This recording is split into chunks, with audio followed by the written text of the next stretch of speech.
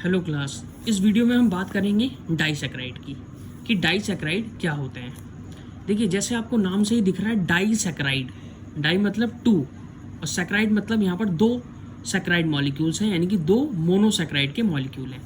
जब दो monosaccharide molecule आपस में एक दूसरे से बॉन्डिंग कर लेते हैं तो जो स्ट्रक्चर बनता है वो डाइसैकराइड कहलाता है। फॉर एग्जांपल माल्टोस दो स्ट्रक्चर से मिलकर बना है, पहला ग्लूकोज और दूसरा भी ग्लूकोज। क्लियर? यानी कि जब दो ग्लूकोज मॉलिक्यूल आपस में जुड़ जाएंगे तो वो स्ट्रक्चर बनाएंगे माल्टोस। तो यहाँ पर जो दो ग्लूकोज हैं वो दोनों क्या है, मोनोसैकराइड है। तो यहाँ पर पहला मोनोसैकराइड ये ग्लूकोज हो गया, दूसरा मोनोसैकराइड ये ग्लूकोज हो गया। तो यहाँ पर दो मोनोसैकराइड आपस में मिल गए, इसीलिए इसको बोल रहे हैं डाइसैकराइड। तो माल्टोज एक डाइसैकराइड है। इसी तरीके से लैक्टोज और सुक्रोज, जैसे हम अगर लैक्टोज की बात करें तो लैक्टोज के पास दो मोनोसैकराइड होते हैं, एक डी गैलेक्टोज और एक डी ग्लूकोज, यानी कि डी ग्लूकोज और डी गैलेक्टोज से मिलकर ही लैक्टोज बनेगा।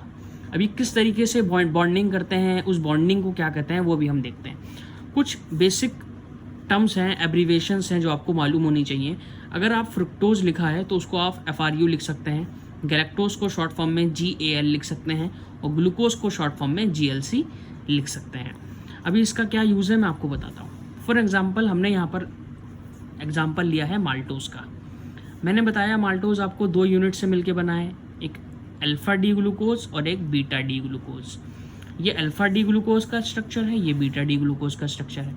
काउंटिंग करना मैंने आपको बताया है कि 6 नंबर आप उस कार्बन को देंगे जहाँ पर CH2OH लगा होगा, तो 6 नंबर दे दिया, तो 6 5 4 3 2 1, इस तरीके से आप इसकी काउंटिंग कर देंगे।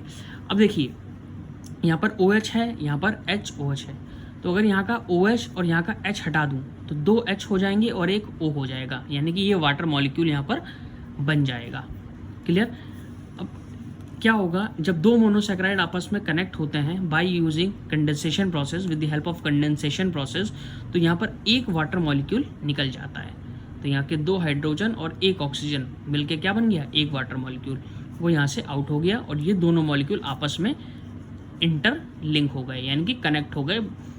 इस बॉन्ड को, जिस बॉन्ड से ये कनेक्ट हुए हैं, इस बॉन्ड को ग्लाइकोसिडिक बॉन्ड कहा जाता है। यानी कि दो मोनोसैकराइड के बीच में बनने वाला बॉन्ड ग्लाइकोसिडिक बॉन्ड कहलाता है और ये ग्लाइकोसिडिक बॉन्ड ही डाइसैकराइड को बनाता है। अब आप देखिए, तो यहाँ पर जो चौथा कार्बन था और यहाँ पर जो फर्स्ट कार्बन था, यानी कि अल्फा डी ग्लूकोज के पहले कार्बन और बीटा डी ग्लूकोज के चौथे कार्बन के साथ बॉन्डिंग हुई है, यानी कि इन दोनों कार्बन के बीच में ग्लाइकोसिडिक बॉन्ड बना है। तो अब इस ग्लाइकोसिडिक बॉन्ड को आप नाम कैसे देंगे, यानी कि इस बॉन्डिंग को अगर हमें नेमिंग देनी है, नाम देना है, तो आप कैसे देंगे। देखिए, दोनों ही मॉलिक्यूल ग्लूकोज के हैं और ग्लूकोज की शॉर्ट फॉर्म है GLC। तो आप इस तरीके से लिखेंगे GLC, यानी कि ये पहला वाला अल्फा कार्बन है, तो अल्फा कार्बन कौन सा है, फर्स्ट। ये बॉन्डिंग का साइन लगा देंगे कि 1 और 4 के बीच में बॉन्डिंग हो रही है। दूसरा हमारा ग्लूकोज कौन सा है, बीटा, तो हमने बीटा लिख दिया। इस बीटा ग्लूकोज का कौन सा कार्बन है, 4th कार्बन है जिसके साथ बॉन्डिंग हो रही है, तो हमने 4th लिख दिया। और ये भी ग्लूकोज है, तो हमने ब्रैकेट क्लोज करके यहाँ पर भी GLC यानी कि ग्लूकोज लिख दिया। तो GLC अल्फा 1 4 बीटा GLC, ये इस बॉन्डिंग का नाम हो गया, ग्लाइकोसिडिक बॉन्ड का। यानी कि माल्टोज शुगर के अंदर जब अल्फा डी ग्लूकोज और बीटा डी ग्लूकोज आपस में ग्लाइकोसिडिक बॉन्ड बनाते हैं, कौन सा बॉन्ड, ये वाला, तो वो स्ट्रक्चर माल्टोज बन जाता है। क्लियर?